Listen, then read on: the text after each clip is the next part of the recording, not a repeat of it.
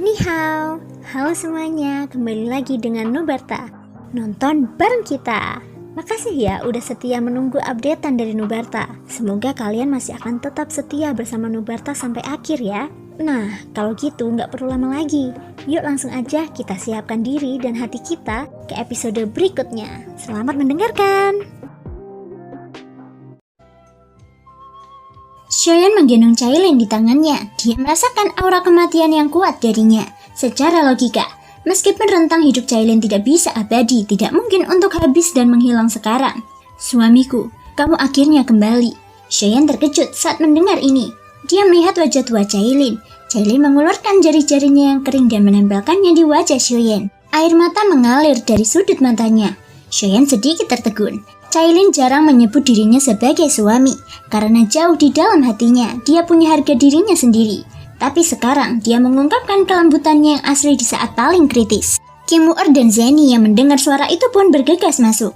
Semua orang melihat pemandangan ini. Chailin menua, tampak seperti manusia fana berusia 70 tahun atau 80 tahun. Kulitnya kering, kehilangan semua kilau aslinya. Wajah cantiknya yang dingin memudar. Mengapa? Mengapa kamu memperpendek umurmu? Shoyan menekan jarinya ke tangan Chailin, menyalurkan vitalis untuk mempertahankannya. Tidak apa-apa, jangan lakukan hal yang sia-sia. Sekarang waktuku tidak banyak. Shoyan, aku sangat mencintaimu. Suara serak Chailin terdengar. Kim Woo-er di belakang tidak bisa untuk tidak menangis. Lagi pula mereka hidup bersama.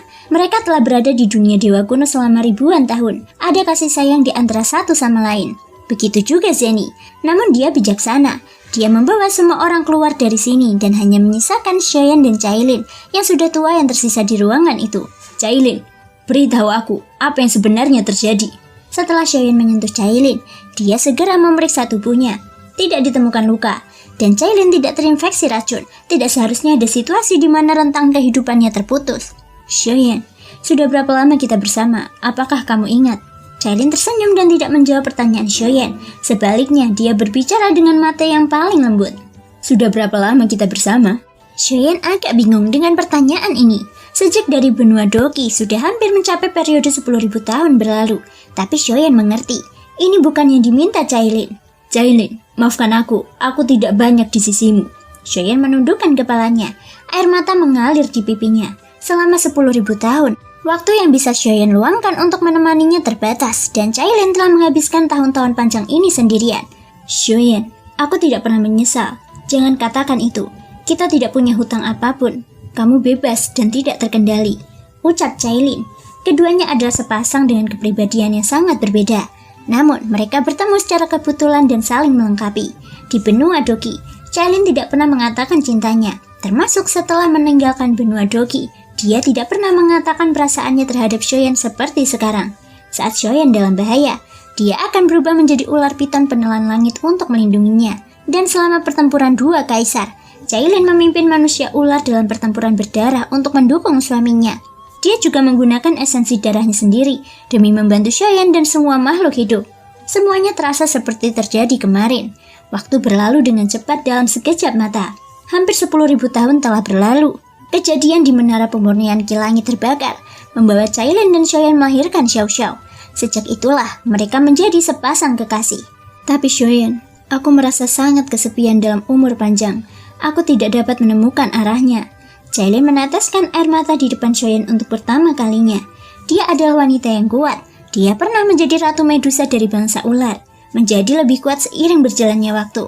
Klannya sudah tidak ada lagi di sini. Dia ditinggal sendirian. Manusia membutuhkan arahan dan tujuan dalam hidup. Shoyan, aku tidak dapat menemukannya. Terima kasih karena selalu melindungiku. Aku ingin bereinkarnasi, memulai kembali kehidupan baru. Chailin mengungkapkan pikirannya. Rentang hidupnya dipersingkat. Dia kehilangan keyakinan untuk hidup. Dan keyakinan yang kuat ini membuatnya menjadi tua. Chailin, aku tidak bisa kehilanganmu. Shoyan memeluk Chailin erat-erat di tangannya. Kelembutan Chailin saat ini sepertinya akan patah di tangannya jika dia memberikan sedikit tenaga padanya. Hidup ini harus memiliki akhir. Shoyan, aku sebenarnya sangat mencintaimu. Aku tahu semua yang telah kau berikan untuk melindungi kita. Aku mengerti, tapi aku benar-benar kesepian. Air mata Chailin jatuh sambil mengatakan semua ini. Dalam tahun-tahun yang panjang, hanya ada kesepian yang nyata. Jika tak ada pengejaran dan kerinduan, aku tidak dapat menemukan arti hidup lagi. Sebenarnya, Aku iri dengan kehidupan orang biasa. Dia mengerti mengapa aturan dunia berlaku. Usia harapan hidup manusia ditetapkan dalam jangka waktu 100 tahun. Hanya dengan cara ini, kenangan bisa menjadi bermakna. Hidup tidaklah sekosong dewa, ucap Cailin. Shoyan terdiam. Dia mengerti perasaan Cailin. Bahkan berjalan sampai sekarang didukung oleh pikiran. Ini juga perbedaan antara manusia fana dan dewa. Ada 7 emosi dan 6 keinginan yang sudah tidak dimiliki oleh dewa. Bisakah Cailin berjalan denganku sebentar? Aku akan membantumu menemukan makna hidup. Shoyan tidak ingin melihat Cailin jatuh. Dia menatap Cailin dengan penuh kasih sayang. Kuharap aku masih mempunyai kesempatan untuk mendapatkannya kembali. Shoyan, aku minta maaf. Mata Cailin redup. Dia tampaknya sudah dalam kondisi ini untuk waktu yang lama, di ambang kehancuran.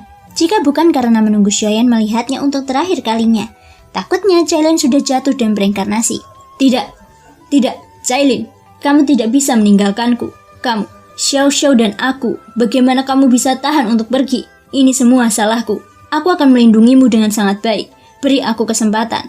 Aku akan membantumu mempelajari aturan dan menjadi orang kuat di Sensi. Bertarunglah bersamaku. Shoyan menggelengkan kepalanya dengan kuat. Semua kenangannya pada saat itu membanjiri pikirannya.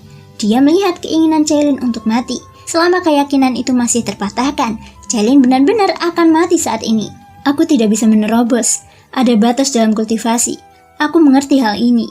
Shoyan, aku hanya ingin memanggil namamu beberapa kali lagi. Cahaya di mata Cailin berangsur-angsur memudar. Dia sekarat, tidak dibunuh. Itu adalah kematian sukarela.